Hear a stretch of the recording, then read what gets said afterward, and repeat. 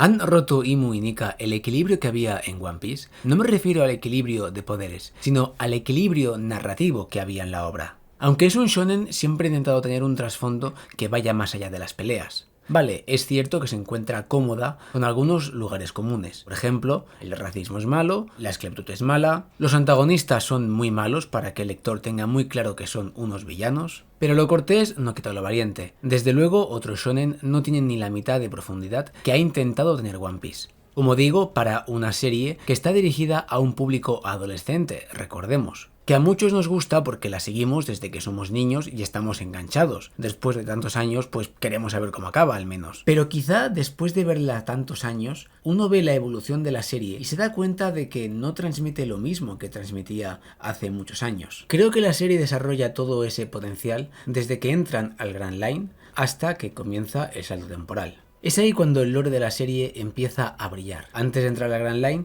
hay que decir que la serie era mucho más simple, y aún así enganchaba, por lo sencilla que era. No sé si fue algo planeado, pero desde luego el comienzo del manga tiene unas batallas mucho más interesantes, mientras que la narrativa queda en un segundo plano. Por otro lado, introducir tramas o subtramas en una serie que ni siquiera sabes si va a tener éxito, tampoco tiene mucho sentido. Si bien ya había algunas pinceladas, claro. Esto es normal. Creo que por un lado, las Akuma no Mi, al ser algo extraño, permiten levantar muchísimo más interés al espectador. Pero como digo, creo que la serie empieza a exprimir su lore al 100% desde que entran al Grand Line. Y quizá, desde que se termina la saga de Arabasta, es cuando la serie comienza a brillar en el aspecto narrativo. Pero sea como sea, siempre se ha dejado claro que en la serie existen las voluntades y que éstas se heredan. Y es el esfuerzo y la dedicación de las personas, de los soñadores, la que permiten que estos sueños y estas voluntades se puedan realizar. Si empezamos a hablar de destinos y de profecías, entonces quizá todo lo que hemos visto puede quedar a un segundo plano.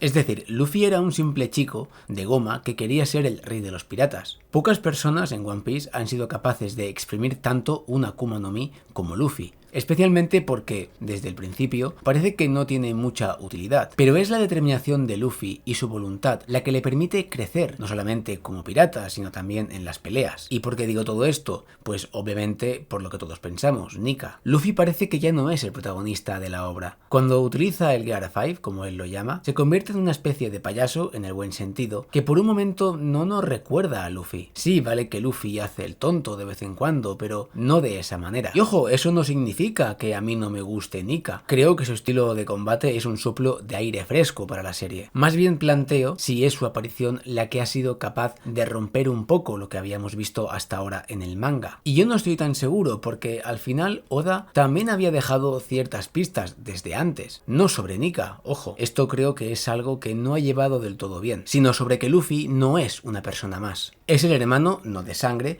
del hijo del rey de los piratas. Es nieto del héroe de la marina, el que capturó a Goldie Roger, así como hijo del líder de los revolucionarios, el criminal más buscado del planeta. No estamos hablando de un Goku de la vida, alguien que es un guerrero de clase baja y que a través del entrenamiento y el esfuerzo constante consigue superar sus límites. Más bien sería alguien como Baki. Sí, vale. Un entrenamiento increíble, una evolución constante, pero no deja de ser hijo del ogro, del tipo más fuerte del mundo. Y aquí pasa algo similar. Luffy tiene demasiadas conexiones para pensar que es alguien normal. Desde antes del salto temporal nos dejaron claro que Luffy no era ese chico simple y sencillo de goma que quería ser el rey de los piratas. Eso por un lado, y creo que esto es un punto a favor para Oda. Por otro lado, hay que ver cómo se ha llevado narrativamente todo este tema, que quizá ahí es donde la cosa empieza a resquebrajarse un poquito. Algunos me dirán que bueno, es que a Nika lo vemos en Skypiea, su silueta, pero es que no se menciona hasta la saga en la que aparece, justamente en Wano, o mejor dicho en Onigashima. De hecho, para identificar a la persona que iba a poner el mundo patas arriba, ya teníamos a la figura de Joy Boy. Supongo que Oda intentará justificarlo de alguna manera, pero entiendo que la gente no se sienta satisfecha, porque no tiene mucho sentido. El gobierno mundial sabía que iba libre por ahí un chico que tenía la Akuma no Mi que estaban buscando.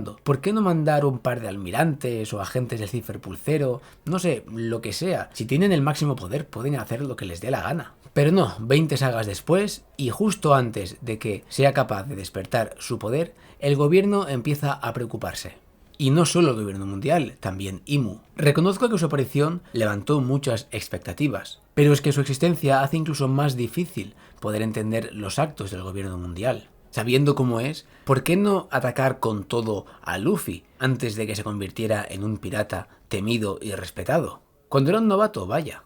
¿Por qué Imu no mandó a sus caballeros, sabiendo que tiene un poder bastante grande que incluso puede poseer a los caballeros, como en el caso de Gunko? Sí, podrían decir que había estado dormido o dormida por algún motivo de su Akuma no Mi o de la inmortalidad que tiene, no sé, cualquier cosa. Pero la serie nos quiere vender que Joy Boy e Imu están predestinados a enfrentarse, lo cual quizá puede chocar con el libre albedrío que tiene Luffy. Si a veces utilizo Nika y no Joy Boy, es simplemente porque creo que hay una conexión ahí. Es decir, la persona que consume la Nika no Mi tiene la posibilidad de convertirse en Joy Boy, o al menos eso es lo que parece. Es precisamente por esto donde digo que aquí se rompe el principio de la voluntad de Luffy. Me diréis que no tiene mucho sentido que esté predestinado o no, pero narrativamente lo tiene, porque no es lo mismo que un chico normal consiga a través de su esfuerzo cumplir su meta que no que lo haga el elegido, la figura esperada durante siglos, que emerge en la Tierra como Jesucristo. Pero la serie tampoco nos ha engañado, porque antes del time skip ya se contempló el destino como una posibilidad. Luego nos puede gustar más o menos, pero ahí estaba.